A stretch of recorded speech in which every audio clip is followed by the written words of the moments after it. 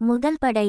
ஆறுபடை வீடுகளில் முதல் படை வீடான திருப்பரங்குன்றம் முருகன் கோயிலில் முருகன் தெய்வானையுடன் மணக்கோலத்தில் காட்சி தருகிறார். இங்கு மலைவடிவில் சிவபெருமான் அருள் புரிகிறார். அமர்ந்த கோலத்தில் முருகன் காட்சியளிப்பது சிறப்பாகும். இரண்டாம் படைவீடு. முருகனின் இரண்டாம் படைவீடான திருச்செந்தூர் கடலோரத்தில் அமைந்துள்ளதால் திருச்சீரலைவாய் என்றும் ஜெயந்திபுரம் என்றும் பெயருண்டு. இங்கு முருகப்பெருமான் சூரபத்மனை அழித்ததாக கந்த புராணம் கூறுகிறது. மூன்றாம் படை. முருகனின் மூன்றாம் படை வீடான பழனி சித்தர்கள் வாழ்ந்த புண்ணிய பூமியாகும். பழனி முருகர் சிலைபோகர் சித்தரால் நவபாஷாணத்தால் உருவாக்கப்பட்டது. இங்கு அபிஷேகம் செய்யப்பட்ட பஞ்சாமிர்தம் பால் தீர்த்தம் சாப்பிட்டால் சகல நோய்களும் தீரும். வெற்றிவேல் முருகனுக்கு அரோகரா. நான்காவது வீடு சுவாமி மலை.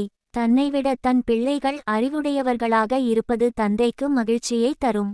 அதையொட்டி தன் பிள்ளையின் வாயால் பிரணவ மந்திரத்தின் பொருளை கேட்டு பிள்ளை குருவாக இருக்க தானே சீடனைப் போல் அமர்ந்து கேட்டார். அதனால் சிவகுருநாதன் என்ற பெயரை முருகப்பெருமான பெற்றார். ஐந்தாவது வீடு. திருச்செந்தூரில் சூரனை வதம் செய்த முருகன் திருத்தணிக்கு வந்து கோபம் தணிந்து சாந்தமாக அமர்ந்ததால் தணிகை என இவ்வூர் பெயர் பெற்றது. வேடர்குலத்தில் பிறந்த வள்ளியை முருகன் காதல் திருமணம் புரிந்து கொண்ட இடமே திருத்தணியாகும். அருணகிரிநாதர் முத்துச்சாமி தீட்சிதர் ஆகியோரால் பாடல் பெற்ற. ஆறாவது வீடு. அறுபடை வீடுகளில் ஆறாவது வீடாக விளங்குவது சோலைமலை.